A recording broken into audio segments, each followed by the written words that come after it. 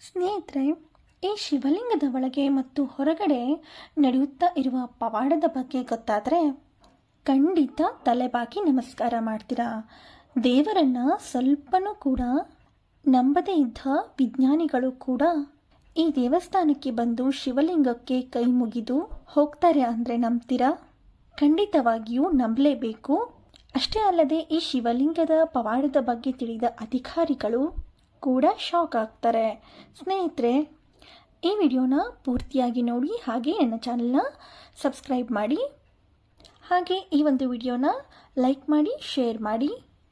ಸ್ನೇಹಿತರೆ, ಈ ಶಿವಲಿಂಗದ ಹೆಸರು ಟಿಲಬಂಡೇಶ್ವರ.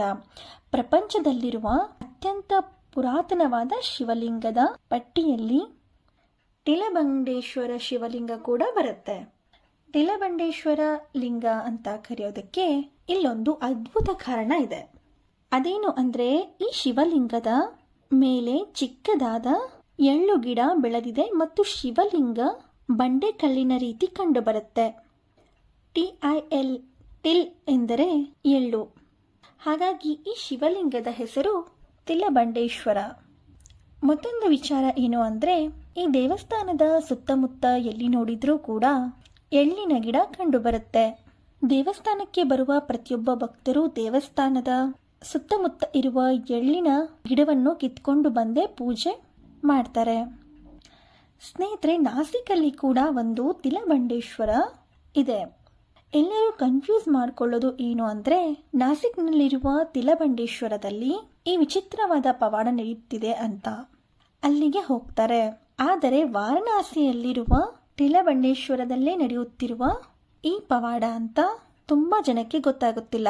ಸ್ನೇಹಿತರೆ, ಯಾರಾದರೂ ವಾರಣಾಸಿಗೆ ಹೋಗ್ತಾ ಇದ್ರೆ ದಯವಿಟ್ಟು ಈ ವಿಡಿಯೋನ ಅವರಿಗೆ ಶೇರ್ ಮಾಡಿ. ಅವರು ಕೂಡ ಟಿಲಬಂಡೇಶ್ವರ ದೇವಸ್ಥಾನಕ್ಕೆ ಹೋಗಿ ಶಿವಲಿಂಗದ ದರ್ಶನ ಮಾಡಿಕೊಂಡು ಬರಬಹುದು. ವಿಜ್ಞಾನಿಗಳು ಏನು ಹೇಳುತ್ತಾರೆ ಅಂತಂದರೆ, ಈ ಶಿವಲಿಂಗ ಸುಮಾರು 2500ರಿಂದ 3000 ವರ್ಷಗಳ ಹಿಂದಿನದ್ದು. ಆದರೆ ವಿಭಂಡ ಋಷಿ ಮುನಿಗಳು ಬರೆದಿರುವ ಒಂದು ಪುಸ್ತಕದಲ್ಲಿ ಈ ಶಿವಲಿಂಗ ರಾಮಾಯಣ ಶುರುವಾದ ಸಮಯದಲ್ಲಿ ಉದ್ಭವವಾದ ಶಿವಲಿಂಗ ಅಂತ. ಇದೇ ಕಾರಣಗಳಿಂದ ಶಿವಲಿಂಗದ ಉದ್ಭವದ ಬಗ್ಗೆ ಇಂದಿಗೂ ಕೂಡ ಗೊಂದಲಗಳು ಬಹಳ ಇದೆ. ಹಾಗೆ ಇಂದಿಗೂ ಕೂಡ ರಿಸರ್ಚ್ಗಳು ನಡೆಯುತ್ತಲೇ ಇದೆ. ಈ ಶಿವಲಿಂಗದ ಮುಂಭಾಗ ಭೂಮಿಯೇ ಸೃಷ್ಟಿಯಾಗಿರುವುದು ಕಂಡುಬರುತ್ತದೆ. ನಕ್ಷತ್ರ, ಆಕಾಶ, ಸೌರಮಂಡಲ, ಗ್ರಹಗಳು, ಸಮುದ್ರ, ನದಿ, ಮಾನವರು, ಇಡೀ ಭೂಮಿಯನ್ನೇ ಹೊತ್ತಿಕೊಂಡಿರುವ ಭೂತಾಯಿಯನ್ನು ಕೂಡ ಈ ಶಿವಲಿಂಗದ ಮೇಲೆ ನೋಡಬಹುದು. ಸರಿಯಾಗಿ ಗಮನಿಸಿ ನೋಡಿದ್ರೆ ಮಾತ್ರ ಇವೆಲ್ಲವೂ ಕೂಡ ಸ್ಪಷ್ಟವಾಗಿ ಕಂಡುಬರುತ್ತದೆ. ಈ ಟಿಲಬಂಡೇಶ್ವರ ದೇವಸ್ಥಾನ ಅದ್ಭುತದಲ್ಲೇ ಅದ್ಭುತ ಅಂತ ಹೇಳಬಹುದು. ಈ ಟಿಲಬಂಡೇಶ್ವರ ಶಿವಲಿಂಗವನ್ನ ಗಮನವಿಟ್ಟು ನೋಡಿದ್ರೆ ಸಾಕಷ್ಟು ವಿಚಾರಗಳು ಬೆಳಕಿಗೆ ಬರುತ್ತೆ.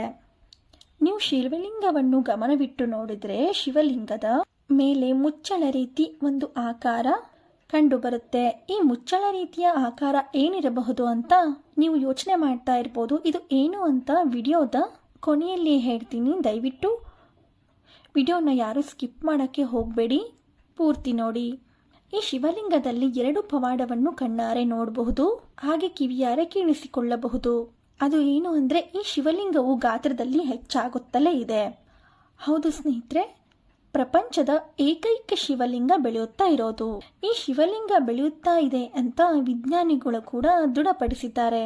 ದೇವಾಲಯದಲ್ಲಿ ನೆಲೆಸಿರುವ ಟಿಲಬಂಡೇಶ್ವರ ಶಿವಲಿಂಗದ ಬೆಳವಣಿಗೆಯನ್ನ ದೇವಾಲಯದ ಅರ್ಚಕರು ಪ್ರತಿದಿನ ರಾತ್ರಿ ನಡೆಸುವ ಸರಳ ಆಚರಣೆಯಿಂದ ಪರಿಶೀಲನೆ ಮಾಡುತ್ತಾರೆ. ದೇವಾಲಯ ಮುಚ್ಚುವ ಮೊದಲು ಶಿವಲಿಂಗದ ಸುತ್ತಲೂ ದಾರವನ್ನು ಕಟ್ಟುತ್ತಾರೆ. ನಂತರ ಬೆಳಗ್ಗೆ ಗರ್ಭಗುಡಿ ಬಾಗಿಲು ತೆರೆದು ಪರಿಶೀಲನೆ ಮಾಡುತ್ತಾರೆ. ಶಿವಲಿಂಗಕ್ಕೆ ಕಟ್ಟಿದ ದಾರ ಏನಾದರೂ ಮುರಿದಿದೆ ಅಂದ್ರೆ ಶಿವಲಿಂಗ ಬೆಳೆದಿದೆ ಅಂತ ಅರ್ಥ. ಸ್ನೇಹಿತರೆ, ಬರೀ ಇಷ್ಟೇ ಅಲ್ಲ, ಅಳತೆ ಮಾಡುವ ಟೇಪಲ್ಲಿ ಕೂಡ ಶಿವಲಿಂಗವನ್ನ ಅಳತೆ ಮಾಡಿ ಪುಸ್ತಕದ ದಾಖಲೆಯಲ್ಲಿ ಬರೀತಾರೆ. 1902ನೇ ಇಸ್ವಿಯಿಂದ ಶಿವಲಿಂಗದ ಬೆಳವಣಿಗೆ ದಾಖಲೆಯನ್ನು ಪುಸ್ತಕದಲ್ಲಿ ದೇವಸ್ಥಾನದಲ್ಲಿ ಕಾಣಬಹುದು. 127 ವರ್ಷಗಳ ಈ ಶಿವಲಿಂಗವು 1 ಅಡಿಗೂ ಹೆಚ್ಚು ಬೆಳೆದಿದೆ. ಒಟ್ಟು ಈ ಶಿವಲಿಂಗದ ಈಗಿನ ಎತ್ತರ 3 ಅಡಿ ಮತ್ತೆ ಸುತ್ತು ಅಳತೆ 3 ಅಡಿ ಇದೆ. ಟಿಲಬಂಡೇಶ್ವರ ಶಿವಲಿಂಗವು ಎಷ್ಟು ಎತ್ತರ ಬೆಳೆಯುತ್ತೋ ಅಷ್ಟೇ ಸುತ್ತುವಳತೆ ಕೂಡ ಬೆಳೀತಾ ಇದೆ. ಹೀಗೆ ಈ ಶಿವಲಿಂಗದ ಬೆಳವಣಿಗೆ ನಿಜವಾಗಿಯೂ ಕೂಡ ಒಂದು ಪವಾಡವಾಗಿ ಪರಿಣಮಿಸಿದೆ. ಸ್ನೇಹಿತರೆ, 2ನೇ ಪವಾಡ ಏನು ಅಂದ್ರೆ ಶಿವಲಿಂಗದ ಒಳಗಡೆ ನೀರಿನ ಶಬ್ದ ಕೇಳಿಸ್ತಾ ಇರೋದು. 1902ನೇ ಇಸ್ವಿಯಲ್ಲಿ ಈ ದೇವಸ್ಥಾನದ ಪುರೋಹಿತರು ಪೂಜೆಯನ್ನು ಮಾಡುವಾಗ ಪ್ರತಿದಿನ ನೀರಿನ ಶಬ್ದ ಕೇಳಿಸ್ತಾ ಇರುತ್ತೆ. ಆಗಿನ ಸಮಯದಲ್ಲಿ ಈ ದೇವಸ್ಥಾನಕ್ಕೆ ಅತಿ ಹೆಚ್ಚು ಭಕ್ತಾದಿಗಳು ಬರ್ತಾ ಇರಲಿಲ್ಲ. ದಿನದಲ್ಲಿ 2ರಿಂದ 3 ಭಕ್ತಾದಿಗಳು ಬಂದ್ರೆ ಹೆಚ್ಚಾಗಿತ್ತು. ವಾರಣಾಸಿ ನಗರದಲ್ಲೂ ಕೂಡ ಬ್ರಿಟಿಷರ ಆಳ್ವಿಕೆ ಇದ್ದ ಕಾರಣ ಭಕ್ತಾದಿಗಳು ದೇವಸ್ಥಾನಕ್ಕೆ ಹೋಗೋದು ಅಷ್ಟು ಸುಲಭವಾಗಿ ಇರಲಿಲ್ಲ. ಪ್ರತಿದಿನ ನೀರು ಹರಿದು ಹೋಗುತ್ತಾ ಇರುವ ಶಬ್ದ ದೇವಸ್ಥಾನದ ಅರ್ಚಕರಿಗೆ ದೊಡ್ಡ ತಲೆಬಿಸಿ ಉಂಟು ಮಾಡುತ್ತೆ. ದೇವಸ್ಥಾನದಲ್ಲಿ ನೀರು ಹರಿಯುವ ಶಬ್ದ ಕೇಳಿ ಬರ್ತಾ ಇದೆ, ಆದರೆ ಇಲ್ಲಿಯೂ ಕೂಡ ನೀರು ಕಾಣಿಸುತ್ತಿಲ್ಲ. ದೇವಸ್ಥಾನದ ಮುಖ್ಯ ಕಾರ್ಯದರ್ಶಿಗಳಿಗೂ ಕೂಡ ಈ ವಿಚಾರ ತಿಳಿಸಲಾಗುತ್ತೆ. ನಂತರ ದೇವಸ್ಥಾನದ ಕಾರ್ಯದರ್ಶಿಗಳು ಮುಖ್ಯಸ್ಥರು ದೇವಸ್ಥಾನಕ್ಕೆ ಬಂದು ನೀರಿನ ಶಬ್ದವನ್ನು ಕೇಳಿಸಿಕೊಳ್ಳುತ್ತಾರೆ. ಹಾಗೆ ಹುಡುಕಾಟ ಕೂಡ ಮಾಡ್ತಾರೆ. ಆದರೆ ಪ್ರಯೋಜನ ಆಗಲ್ಲ. ನೀರಿನ ಶಬ್ದ ಎಲ್ಲಿಂದ ಬರ್ತಾ ಇದೆ ಅಂತ ಗೊತ್ತಾಗೋದಿಲ್ಲ. ದೇವಸ್ಥಾನದ ಒಳಗಡೆ ಇರುವ ಪೈಪ್ನಿಂದ ಬರ್ತಾ ಇದೆ ಅಂದುಕೊಂಡು ಸುಮ್ಮನಾಗಿ ಬಿಡ್ತಾರೆ.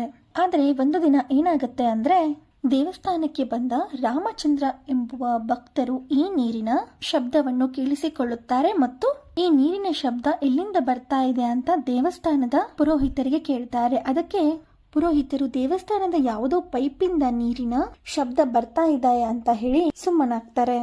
ಆದ್ರೆ ರಾಮಚಂದ್ರ ಅವರು ಪುರೋಹಿತರ ಹೇಳಿದ ಮಾತನ್ನು ನಂಬಲು ತಯಾರಿರಲಿಲ್ಲ. ಬರುತ್ತಿರುವ ಶಬ್ದ ಖಂಡಿತ ಅಲ್ಲ ಅಂತ ಯೋಚನೆ ಮಾಡಿ ಹುಡುಕಾಟ ಆರಂಭ ಮಾಡುತ್ತಾರೆ. ನಂತರ ಅತಿ ದೊಡ್ಡ ಸತ್ಯ ಬೆಳಕಿಗೆ ಬರುತ್ತದೆ. ಶಿವಲಿಂಗದ ಒಳಗಡೆ ನೀರಿನ ಶಬ್ದ ಬರ್ತಾ ಇರುತ್ತೆ.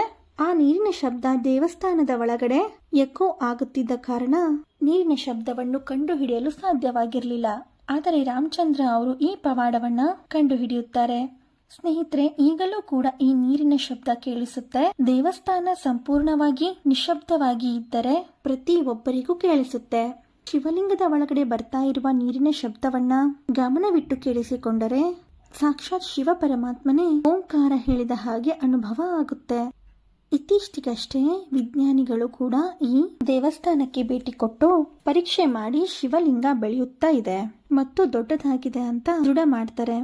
ಶಿವಲಿಂಗದ ಒಳಗಡೆ ಹರಿಯುತ್ತಿರುವ ನೀರಿನ ಶಬ್ದ ಓಂಕಾರದ ರೀತಿ ಕೇಳಿಸಿಕೊಂಡ ವಿಜ್ಞಾನಿಗಳು ಮತ್ತು ಅಧಿಕಾರಿಗಳು ಕೂಡ ಶಾಕ್ ಆಗ್ತಾರೆ. ವಿಜ್ಞಾನಿಗಳು ಅತ್ಯಾಧುನಿಕ ತಂತ್ರಜ್ಞಾನವನ್ನ ಬಳಸಿಕೊಂಡು ಎಕ್ಸ್ರೇ ರೀತಿಯಲ್ಲಿ ಶಿವಲಿಂಗದ ಒಳಗಡೆ ನೀರು ಹರಿಯುತ್ತಾ ಇರೋದನ್ನ ಕಂಡುಹಿಡಿಯುತ್ತಾರೆ. ಈ ಶಿವಲಿಂಗದ ಒಳಗಡೆ ಹರಿಯುತ್ತಿರುವ ನೀರು ಗಂಗಾ ನದಿ ಅಂತ ಹೇಳಲಾಗಿದೆ. ನಾನು ಈ ಮುಂಚೆ ಹೇಳಿದ ಹಾಗೆ ಈ ಶಿವಲಿಂಗದ ಮೇಲ್ಭಾಗದಲ್ಲಿ ಮುಚ್ಚಳ ರೀತಿಯಲ್ಲಿ ಒಂದು ಆಕಾರ ಕಂಡು ಬರುತ್ತೆ. ಅದನ್ನು ಕೊನೆಯಲ್ಲಿ ಹೇಳ್ತೇನೆ ಅಂತ ಹೇಳಿದ್ದೆ. ಶಿವಲಿಂಗದ ಒಳಗಡೆ ಹರಿಯುತ್ತಿರುವ ನೀರು ಶಿವಲಿಂಗದ ಮೇಲೆ ಕಂಡುಬರುವ ಈ ಮುಚ್ಚಳದ ರೀತಿಯ ಆಕಾರದಿಂದ ಏನಾದ್ರೂ ಹೊರಗಡೆ ಬಂದ್ರೆ ಭೂಮಿಯ ಅಂತ್ಯ ಆರಂಭ ಆಗುತ್ತದೆ ಅಂತ ಹೇಳಲಾಗಿದೆ. ಸ್ನೇಹಿತರೆ, ವಾರಣಾಸಿಯಲ್ಲಿ ನೆಲೆಸಿರುವ ಅತ್ಯಂತ ಪುರಾತನವಾದ ತಿಲಬಂಡೇಶ್ವರ ಶಿವಲಿಂಗದ ಬಗೆಗಿನ ವಿಡಿಯೋ ನಿಮಗೆ ಇಷ್ಟವಾಗಿದ್ದರೆ ಈ ವಿಡಿಯೋನ ಲೈಕ್ ಮಾಡಿ, ಶೇರ್ ಮಾಡಿ, ಹಾಗೆ ನನ್ನ ಚಾನೆಲ್ನ ಸಬ್ಸ್ಕ್ರೈಬ್ ಮಾಡಿ.